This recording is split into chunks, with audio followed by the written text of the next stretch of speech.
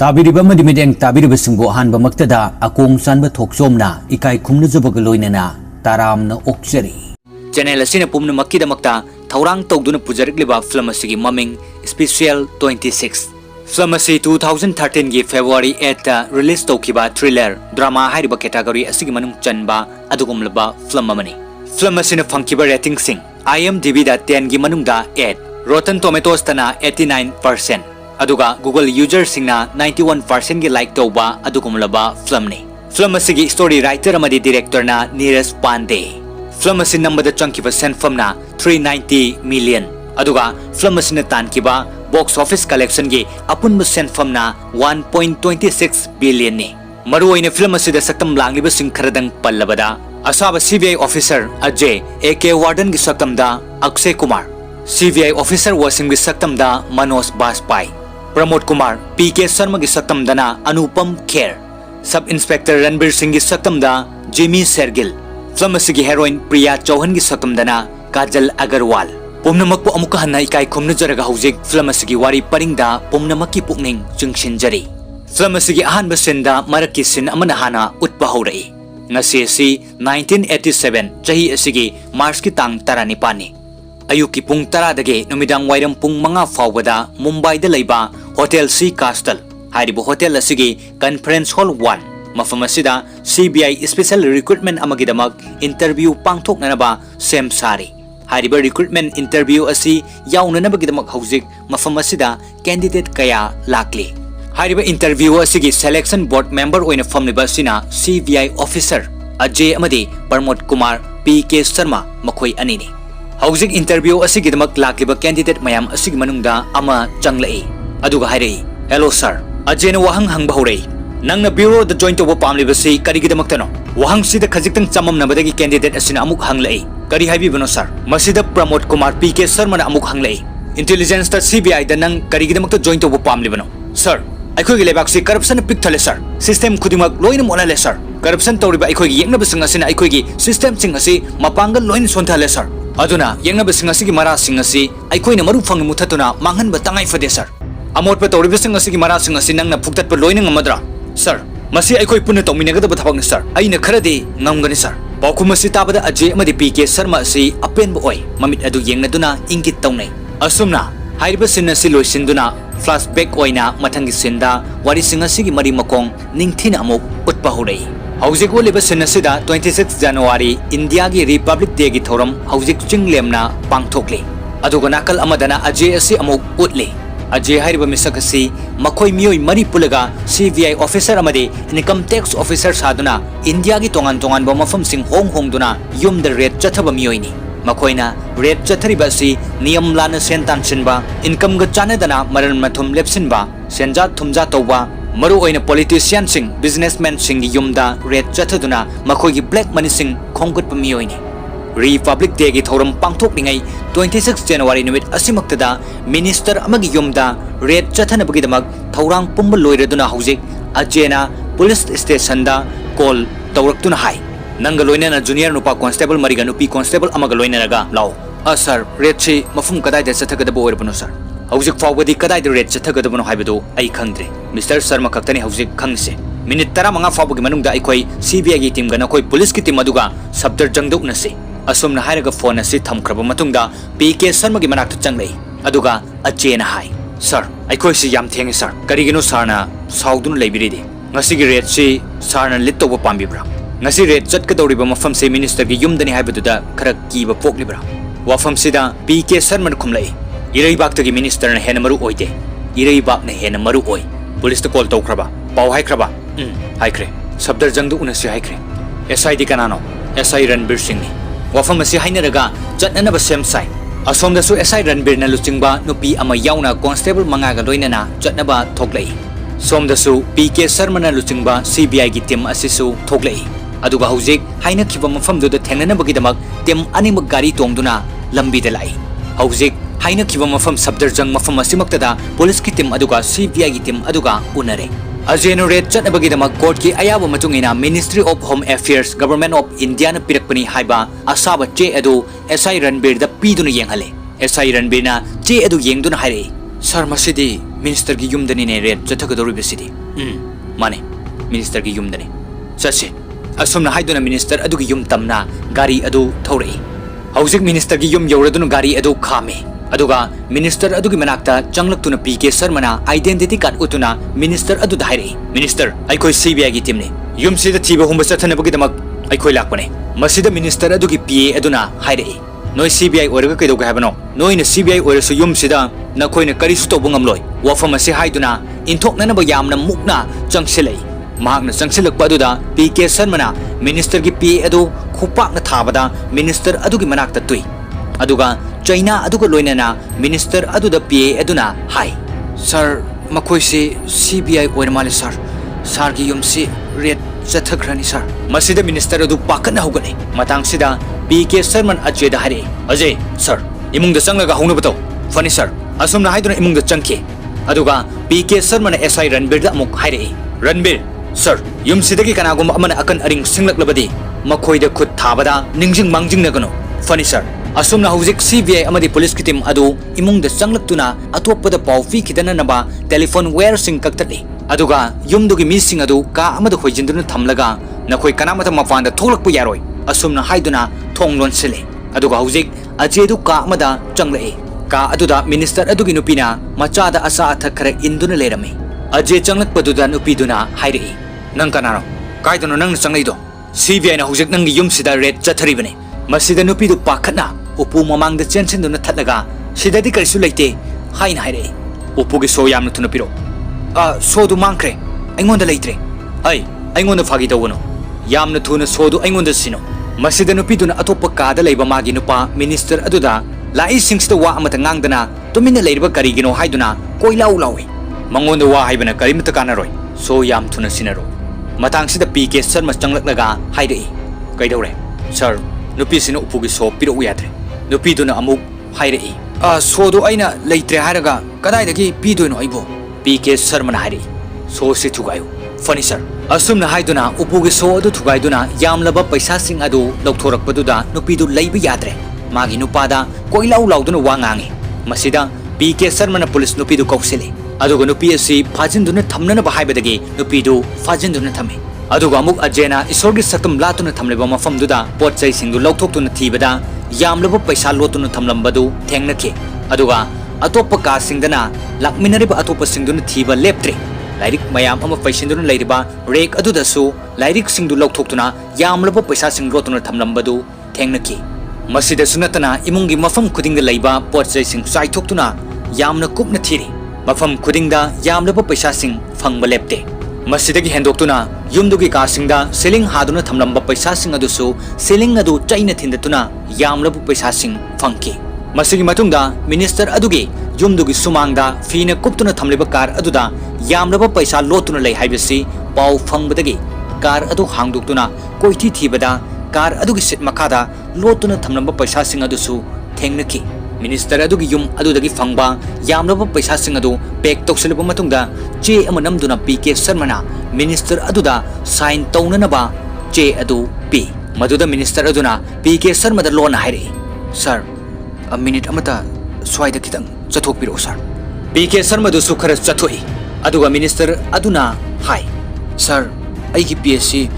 mingonda kari ngangani sakani haibasi khara khangdabani sir masi hauna lonchat karimata khangdabani sir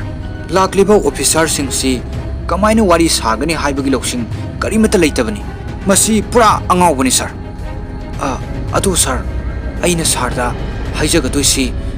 sar gi kaya piyo haibano kaya offer tawjo haibano sir masida PK Sharma nangna kaya pigi haibano haina hangi wafam sida lakliba CBI gi timasi paisa na yarani khanduna minister aduda khara mukna amuk hairei sir na kaya pamlino kaya lawbi gi haibano ani na yaradro sir aina khanbada ani se adum yani khalida masigi matunga PK Sharma amuk hanglei ani haiba natro asumna haiduna minister adugi mamaida khupakna ani rakthai aduga hai aigi ming PK Sharma ming sikawguno aduga nangi maruk mapang senja thumja tawriba sing adudasu tammo CBI na makogi yum singduda red chathaba laktana naba isor khurumo hayo makoi su karigumba senja thumja tawrubadi PK Sharma makoibo ngakpiroi hayo wafam ase haiduna chedu piraga sign tawhale aduga thoki minister adudi mamai du khopak na tharambagi chaina du khangduna lehowe tanjadu da magi pe du changlak lag hai sir CBI du da sar na offer ani khaktang tobi kramale sir wafam sida minister du sawning bana loirabani PK Sharma na lakminari bedu da hai Joginder sir FIR ma sinaru ro pot chai sing sigi maming su ningthina list ama semo aduga yum sida amuk laklaga report to GMD da SI Ranbir Singh gi sign lo minute kunthra gi manung thabak sing silosin gadabane funny sir aduga SI Ranbir da amuk hairei Ranbir Singh sir wireless station da paufi ko phagaliba pot chai sing asiga Joginder station da yorkni hai ko aduga nangdi mafam sida adumuk leiko Joginder na FIR sinaram laga nangi nanakta amuk halakini aduga GMD da nangi sign lokini SI aduna hanglei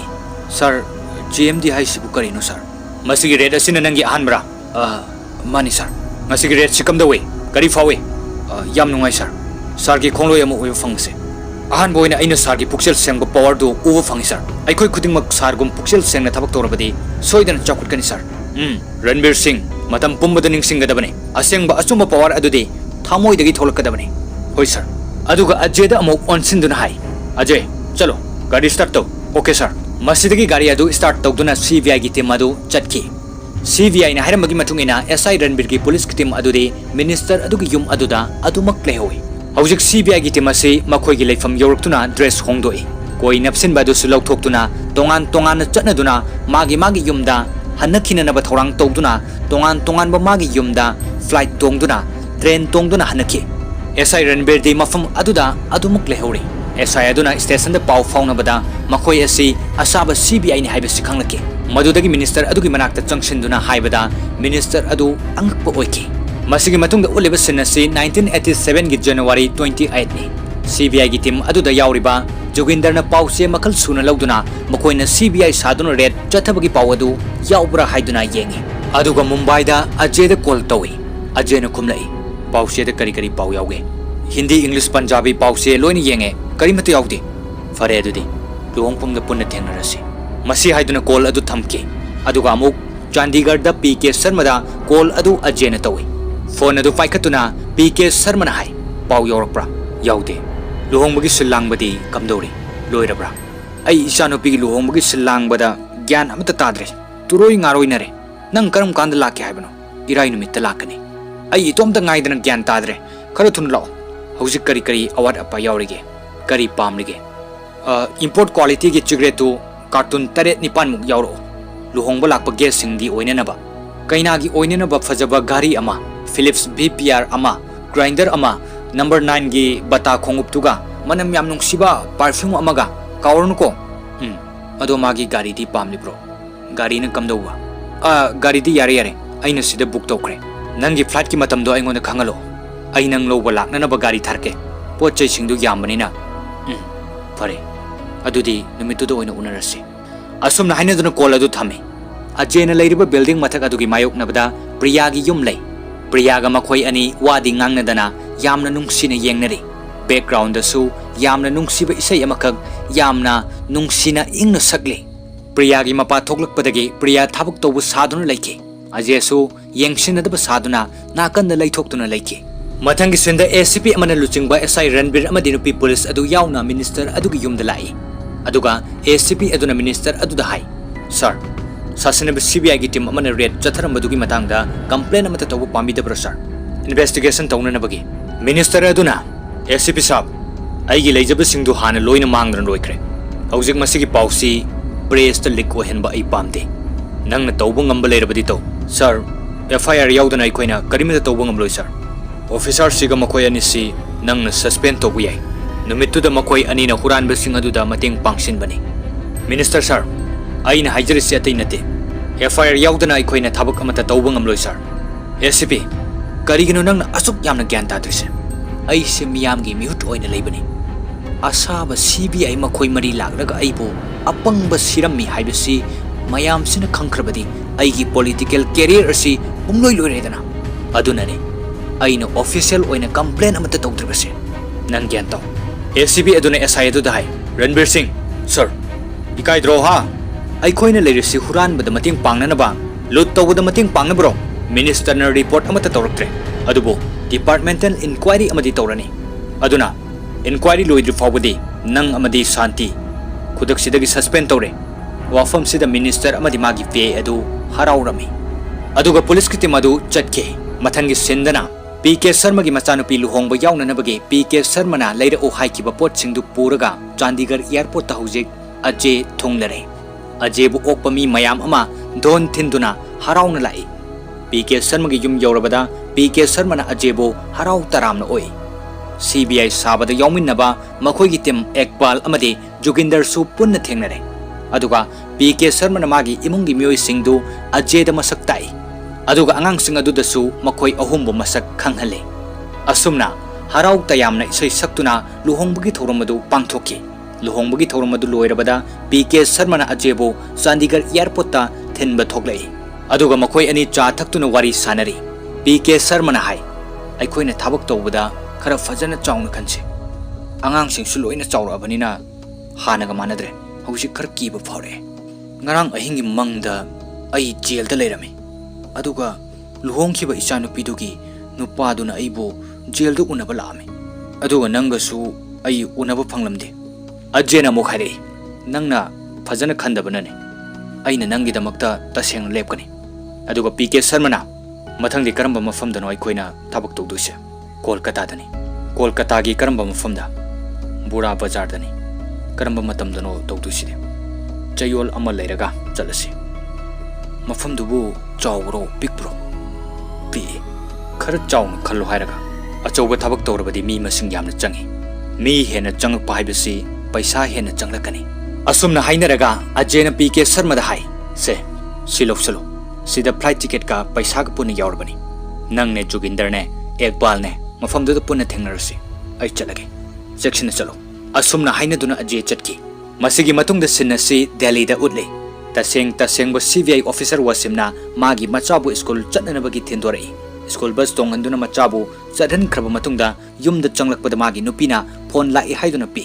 पैसा हुरान किबा मियोई अमा फारे हाइदुना हाइरकपदगी वासिम गाड़ी थौदुना मफमदुदा यामना थुना चटकी अदुगा हुजिक मफमसी यौरकले मखोई अनिगी मनुंगदा अमदी फारे अदुगा अमदी building अदुगी मखादा लेपतुना लेबदु उबदगी police सिंग अदुना गुप्ता हाइदि हुरानबा अदु तानादुना phi अदुबु हुरानबा अदु यामना high सिंगना police सिंग अदु इंथोक्तुना नाथोक्तुना चेनके मसिदगी CBI officer वसिमना नुपा अदुबु यामना कन्ना तानारई अदुगा नुपा अदु फाइ नुपा अदुना महाकी फुरिट अदु लौथोक्लमलगा नाथोक्तुना अमुक चेनके मसिदगी हुरानबा अदु खामदुना लेरंबो ऑटो अमा ड्राइवर अदु इंथोक्लमलगा थौदुना चटके वसिमसु थौरकलिबा बस अमदा चोंखतुना नप्पे मसिदा बस ड्राइवर अदुना nganglei wasimna ai CBI ni hai aduga huranba aduna thaurakliba auto adu wasimna bus adudagi naplaga kawbada auto adu lambida tuduna lei masidagi amok huranba adu yamna kanna chenke aduga building mathak amada stair kakatuna chenkatke building mathak adu yorabada chenfam leiramdabadagi huranba aduna wasimda hai jangsilakanu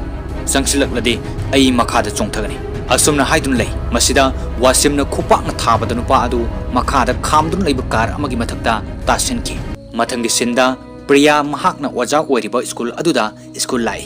चंगलकपगी लंबीदा अजेन लुमदुन लैरगा प्रियाबु मखुत पाइदुना चिंगसिले अदुगा अजेन हाय कमदौरी अइंगोंद वा मतंगलकनु नंग नहानगै कायदा लैरुई अई चांदीगढ़दा अइगी मरुप अमगी मचानुपीगी लुहोंबा यावबा चलुई अई नंग उननबा याम खोनरंबने phone सु अदुम तौबने अदुबो नोई बाबाना phone अदुम पाइरे अदो नंगना आई ngairamis karigiनो karigidamaktano nangna fattaba thabak ama yamna kanna chathariди madugi maramdo ai khaktana khangani ai khoigi miyam se pothadre kok maunare aduga isu ai gi wakal se pothaba phangdre adubu nangbu yengjaba matamda ai khara pothaba phangi adugini nangbu aina mafam sida ngairamis se aduga aibu thadoklamlaga इनाक्तगी लापना चलिदी करिगी पृथ्वी सिदा मागी नुंगसिबिबु थादोकप ngamba kana leigani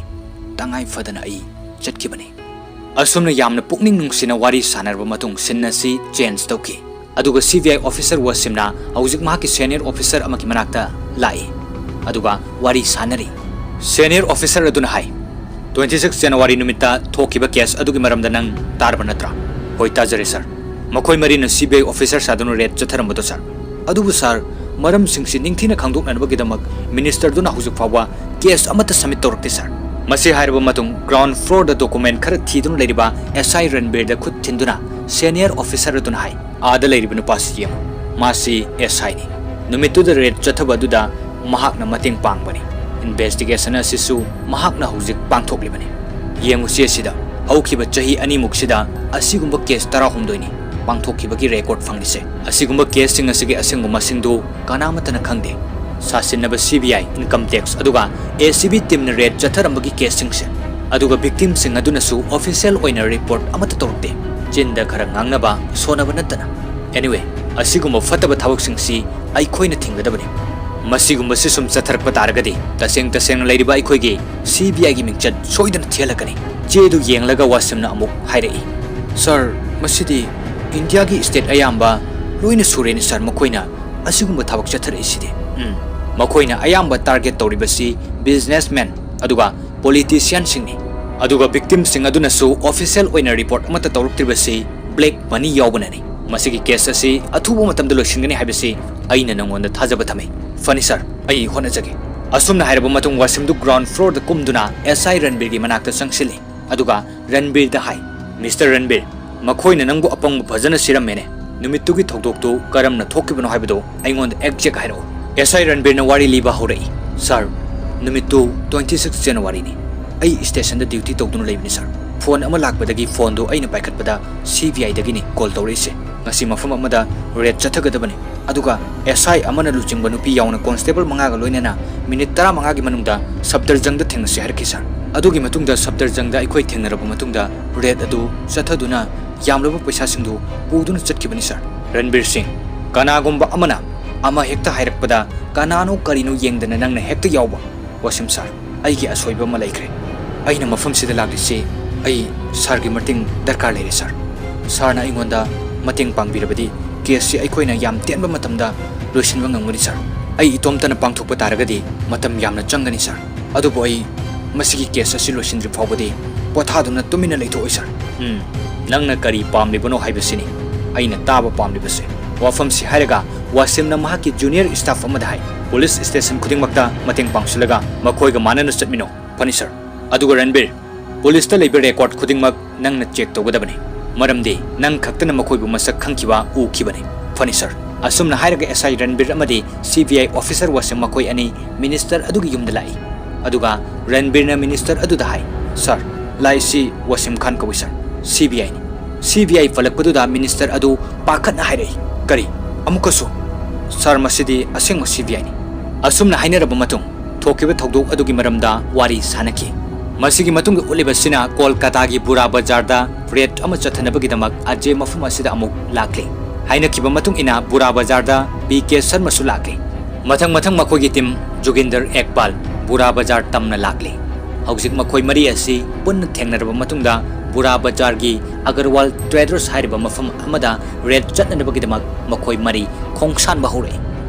makoina ahan ba changlakliba mafam si onana changli red chathagadaba Agarwal Traders tu oiramdabadagi Agarwal Traders thiduna amuk changlai ajena identity card adu putoktuna hai Agarwal Traders aikoi income tax department gi lakpani asumna haiduna che chang suram liba singdu munki mafam khudingda leiba potchai sing sai thoktuna thiba yaba thiri wal pareng adu da theliba lagi sakam sing adugi marumda lotunu thamlamba paisa sing adusu loktoki aduga tongan ba apikpa ka singda koithi thiduna cheng hawai marakta fawba lotunu thamlamba paisa sing thengnaki tongan ba mafam singda thamlamba yamlaba sana amadi paisa sing adu pek toksilaba matung pot sing adugi list ama semduna sign tawholaba matung mafam dugi security kharada yamlaba sana amadi paisa singdo thangdokhanduna gari da haptuna puraki makoigi leifam yoroklabada makoi marisu magi tongan na yamna thuna khaiduknaki masigi matungda CBI officer wasimda red chatharambagi pau hairakki aduga SI Ranbir na BK Sharma gi police ta leramba record ki document singdo wasimda pi aduga hai sir magi maming BK Sharma magi address ti Chandigarh dagin sir aina mabu farga puro haibra sir nangna mabu farbu matung kari togudawri sir lockup ta thamaga interrogation togudabni sir nangna lockup ta farga thamaga nonganbuga dum thadokini magi mathakta magi maral singdu puthokpa ngamba sakhi oinanaba kanamata leite fare magi phone du tap taw aduga makoina sanabu wari singdu khangdok putangai fade funny sir aduga somdana ajay amadi PK Sharma du makoina income tax ki mi saduna yamlaba sana amadi paisa sing lawrubugi pau che da yawrukpa thengnake pau asi tabada PK Sharma kibana leiba yaramde masida ajay na hai Sharma ji nangna hek haiki badaine achoba thabak ama tawsi aduga pothara si haidana adu mafam dubu leirabu leire mafam di kaidano Mumbai dani mafam dubu chawa chawi thabak si pangthokpada खरदी कन्न होनदब यारोय अखोइन चेक्सिंद्रबदी अचौब अवाब अमा नंगब यारिबनी अदुबु हंदकी सिदी अचौब सेनफम अमने अदुबु timing सिबु चप चारद्रु तौरसिबु मी मयामनसु CBI सारंबगी income tax सारंबगी पाउसी तानरबनीना यागद्र तौरसिबु Sharmaji मसिगी तंजासिना ख्वाइदगी चप चाब मतम ओरबनी फोनदा पाउ फाउनरसे असुमना हाइदुना युमदा चटनके अदुगा हौजिक प्रियाना school लाकपगी लंबीदा प्रियागा अजेगा थेंगनरे प्रियाना हंगलई करम कांदा लाकपनो ngarang lakpani hौजिक पुन्ना चलसे हाइरा आइदि पोचैसु अमत पुरक्त्रि ngasi nate ngasi chatkumse taxi sidi karigino nangi car du kadai te chatkhage car du yonkhre asumna wari sanarba matung mathangi senda Chandigarh da PK Sharma gi yumda telephone exchange tage phone yadabagi complaint tawrakpadagi phone semba lakpani haijinduna police department ki miyoi ama laktuna PK Sharma gi phone adu tap tawduna makhoina sanaba wari singdu tananabagi damak phone aduda karigumba ama hapsinba lakle PK Sharma nadi complaint amata tawkiba leite phone su yadaba leite haibani adubo laklebanu pasina phone si disturbance khara leire wari sabada khara saure haiduna phone adu hangdoktuna semba sasine aduga karigumba ama hapsilamnaga yare haiduna thanami aduga mathangi sinda Priya amadi Ajay phaminaduna wari sanari Priya na hangi nangamu karam kanda chatkani ngasi nungthil chalani aduga karam kanda amu halaktoiba amukana halaroi masida Priya na karigino haina pakana hangi maramdi police singna ibo athuba matamda thiba horaknani adugini adu nangna phattaba thabak sidi tawdabadi sungya yadabra handak chatkadoriba thabak sina aroiba thabak oigadoribani ado nang aroibo ina chaliba khongsa sina karigomba khudong thiba thoklabadi kamdauba Priya aibu kiangano sagol senumita pung mari da airport ta aikoi ani unase mafam du da nang lao aje haujiktagi hona ai nang puna mafam du da chatpa pami nang masingam loidra karigino nang na asuk yamna kyan ta drise karigomba nang na chaliba sina phatanung da thoklabadi kari oini Priya ai kaisu tawroi Priya ai na nangbu yumda thadoktuna thamlamgadra nangna ibu ithanta thadoklamgadabase kayam walige asumna hainaduna Priya thamoi sokna yumda chatki ajesu yamna ningamdana awaba khangduna lehoi masigi matung ngaihak leraga aje yum thadoktuna magi aroiba thabak adugidamak chatki aje hojik Mumbai gi hotel si castle da thunglare aduga PK Sharma da call tawi aje na hai ticket phangnabra phange Joginder ge ekbal ka paw phawnabra nang phawnare makhoi namga Delhi airport ta punna thengnarani o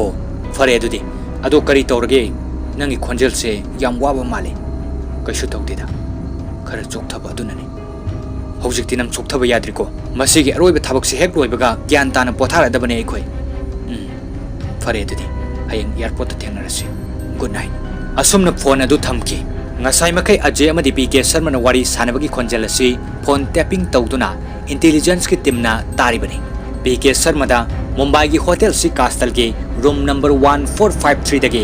435276 hariba phone number asina tawraktuna Joginder Ekbal PK Sharma ga makoi mari airport ta hayeng unagani haibagi pawasi CBI officer wasim da paw piraki masidagi Mumbai da chatuna makoi gi thabak sing adu thigat anabagi damak CBI wasimna makoi ahum gi ticket kakna na bahaiki adugi matungda Ajay na press ta advertisement ama hapa chali masigi matungda hojik Delhi airport ta makoi mari punna thengnaduna taxi ama tongduna hotel si castle tamna laktuna makoi mari hotel adugi tongan room da lainaki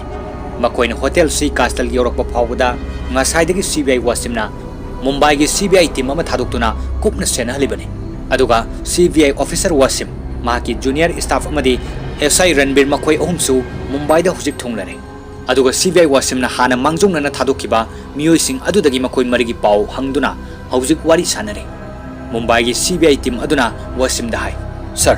Ajay hariba misakasi AK warden gi mingda ngarangdagi hotel si castle da lerakpani ꯃꯍꯥꯛꯅ hotel ꯑꯗꯨꯗ register ꯇꯧꯕ ꯃꯇꯝꯗ ꯃꯍꯥꯛꯀꯤ ꯑꯦꯗ꯭ꯔꯦꯁꯁꯤ ꯇ꯭ꯔꯤꯕꯦꯟꯗ꯭ꯔꯝ ꯍꯥꯏꯅ ꯂꯩꯔꯝꯃꯤ sir ꯑꯩꯅ ꯅꯤꯡꯊꯤꯅ ꯀꯨꯞꯅ ꯌꯦꯡꯁꯤꯟꯖꯕꯗ ꯃꯥꯒꯤ ꯑꯦꯗ꯭ꯔꯦꯁꯁꯤ ꯂꯥꯟꯅ ꯍꯥꯏꯖꯤꯟꯕꯅꯤ ꯑꯁꯦꯡꯕ ꯑꯦꯗ꯭ꯔꯦꯁ ꯅꯠꯇꯦ ꯁꯔ ꯑꯁꯨꯝꯅ ꯋꯥꯔꯤ ꯁꯥꯟꯅꯔꯕ ꯃꯇꯨꯡꯗ ꯍꯧꯖꯤꯛ ꯑꯖꯦꯅ ꯄ꯭ꯔꯦꯁꯇ ꯍꯥꯞꯄꯝꯕ ꯑꯦꯗꯚꯔꯇꯤꯁꯃꯦꯟ ꯑꯗꯨ PK ꯁꯔꯃꯅ ꯄꯥꯔꯤ ꯍꯥꯞꯂꯝꯂꯤꯕ ꯑꯦꯗꯚꯔꯇꯤꯁꯃꯦꯟ ꯑꯁꯤ ꯑꯇꯩ ꯅꯠꯇꯦ ꯃꯈꯣꯏꯅ CBI ꯁꯥꯗꯨꯅ ꯑꯔꯣꯏꯕ ꯑꯣꯏꯅ ꯄꯥꯡꯊꯣꯛꯀꯗꯧꯔꯤꯕ ꯊꯕꯛ ꯑꯁꯤꯗ ꯌꯥꯎꯍꯟꯅꯕꯒꯤ ꯃꯤꯑꯣꯏ 50 ꯈꯟꯅꯅꯕꯒꯤ 1987 ꯆꯍꯤ ꯑꯁꯤꯃꯛꯀꯤ ꯃꯥꯔꯆꯀꯤ ꯇꯥꯡ 19ꯗ ꯁ꯭ꯄꯦꯁꯤꯌꯦꯜ CBI recruitment interview ꯄꯥꯡꯊꯣꯛꯀꯅꯤ ꯍꯥꯏꯕ ꯃꯔꯣꯜꯅꯤ ꯃꯁꯤꯒꯤ ꯃꯔꯣꯜ ꯑꯁꯤ ꯄꯥꯔꯕ ꯃꯇꯨꯡꯗ PK ꯁꯔꯃꯅ ꯑꯖꯦꯗ ꯍꯪꯂꯛꯏ ꯀꯔꯤꯒꯤꯅꯣ ꯑꯁꯨꯛ ꯌꯥꯝꯕ ꯃꯤꯁꯤꯗꯤ ꯇꯧꯒꯗꯧꯔꯤꯕ ꯊꯕꯛꯁꯤ ꯌꯥꯝ ꯆꯥꯎꯏ ꯑꯗꯨꯅꯅꯤ ꯃꯤ ꯌꯥꯝꯗꯕ ꯌꯥꯔꯣꯏ ꯑꯗꯣ ꯑꯩꯈꯣꯏꯅ ꯇꯧꯒꯗꯧꯔꯤꯕ ꯃꯐꯝꯁꯤ ꯀꯗꯥꯏꯗꯅꯣ ꯚꯨꯕꯟꯗꯥꯁ ꯁꯤꯡꯍꯥꯅꯤꯌꯥ ꯖꯦꯋꯦꯜꯁ opera ꯍꯥꯎꯁꯇꯅꯤ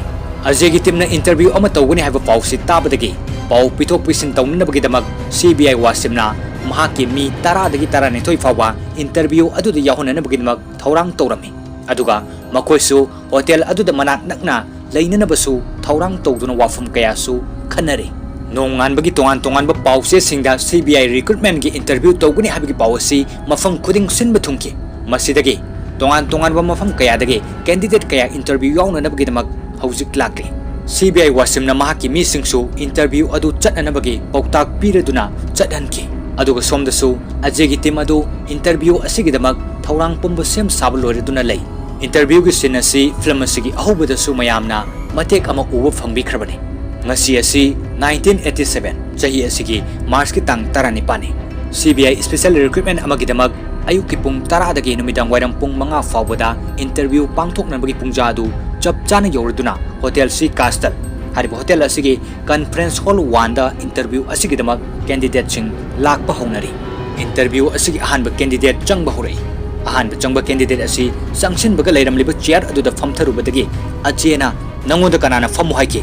asumna haiduna mapanda tanthoraki candidate sing mathang changlei aduga ajena wahang hangba hoi CBI da join tobo pamni sikarigino sir aikoi gi lebak si corruption pick thale sir system khudimak loina molale sir corruption toriba aikoi yengna singa sina aikoi gi system singa si mapangal loina son thale sir aduna yengna singa si gi marasi aikoi na maru fangna phuktatuna mangan ba tangai fade sir amot pa toriba singa sinang na loina mangan ba ngamladra sir masi aikoi punna tominaga da thabang ni sir aina kharadi ngangmani sir asumna candidate sing mathang changlaktuna tongan bu paukum pinaraki corruption muthat pa pami sir lebak sigi damakta kariguma khara tobo pami sir sir puran basing simangan bu pami sir asumna tongan ba haising ba candidate sing asigi marakta CBI gi full form power khangdaba CBI gi full form asi Central Bank of India haina khomlakpa candidate sing su masing khangdana yauraki hauzik interview asi loireduna khalaba candidate sing gi ming lauthokladuna khalawdaba candidate sing adu mafam asidagi chatki khalaba candidate sing adu gi manungda wasimna interview yauna na bathakiba miyoi sing adu gi manungda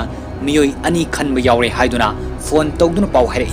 masidagi wasim mahaki thijinba si mai paklani khanduna haraurami aduga interview asida khalaba candidate sing aduda hauzik ajena recruitment process ki matangda wa ngangle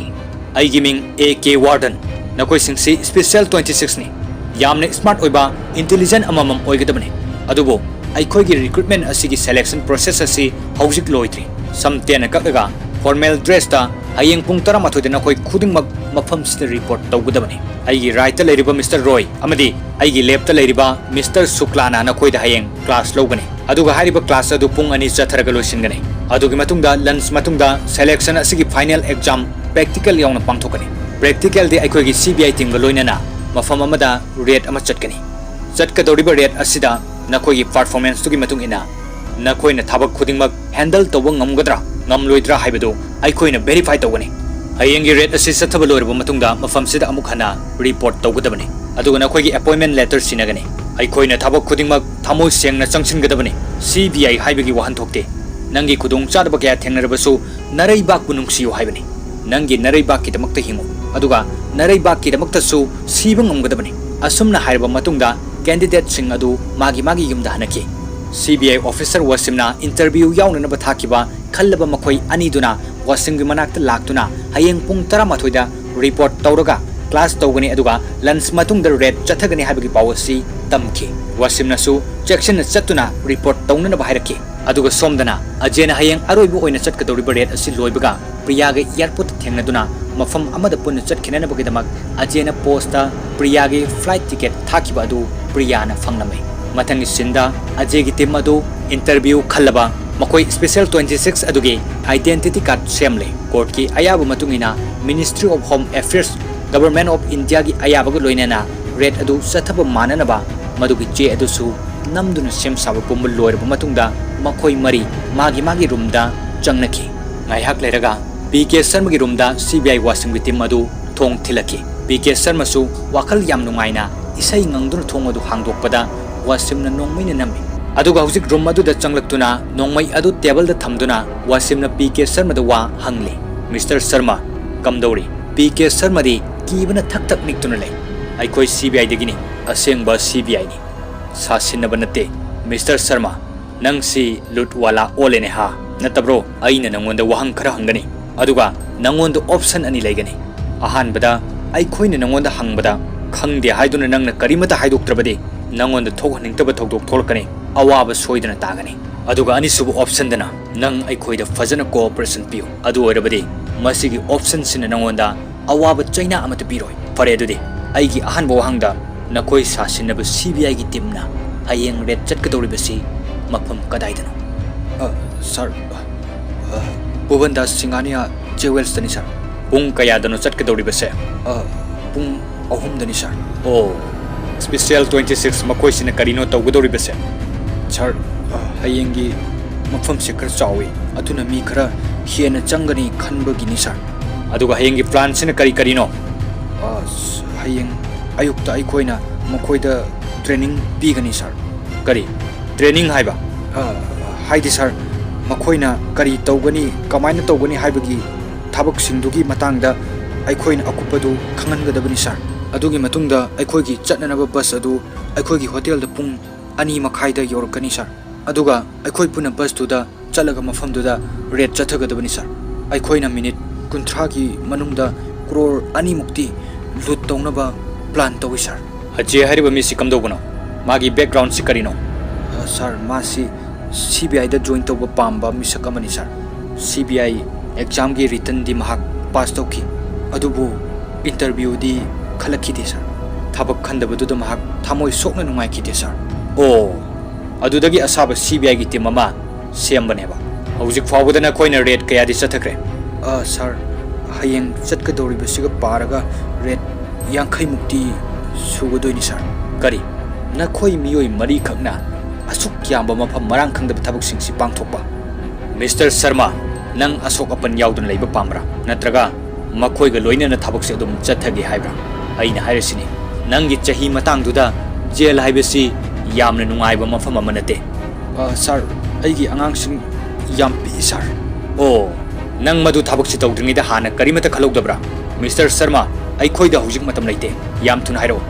sir ai hujik kari tawgadabano sir ai khoiga nang unarambase nang kauthokro na khoigi chatkadoriba thabaktu na khoi puna dum chalo ai khoigi officer ani na khoigi special 26 team da yauribani nang na wafam sikhangalakano ai na makhoibu phaba pami hatpa pamde sir na makhoibu awaba pibi ga doira sir nang na makhoigi maramda waruno nang na sa khaktagi khalo asumna hairam laga CBI gi team adusu magi room da chatnaki wasimna magi room da changlakpagi lambida Ajay ga thengnaki adubo Ajay gi masakasi mahakna chap chana khangdabanina thoina khanjiludana wasim magi room da changlaki ngaihak leiraga mahak wakhallaki hawjik thengnaribedo Ajay ni haiba khanglakpadagi Ajay bu tanari Ajay du hotel aduda asa athak khara chaduna wakhal khanduna famlami wasim su Ajay gi manakta famjinduna mahaksu thaknanab ama kauduna Ajay da wari sajili hello aigi ming wasim kawai hello aigi su warden kawai asumna haini aduga wasimna hangi adom di hujik kari hone birge Mr. Warden I see import export tawuni nang di kari thabak tawrige government job ma tawri haina wasimna hairei asumna hainara bamatungda Ajayna good night hairam laga hawgutuna chatke masigi tanja sida wasimna mahaksi karamba mino yengthoke khanduna lupa chama wasimna pocket gi lawthok laga laimai da thadai aduga wasimna Ajay da hai warden sab adongi paisa tahur male asumna haiduna paisa du khulaga Ajay da pi si adongi natro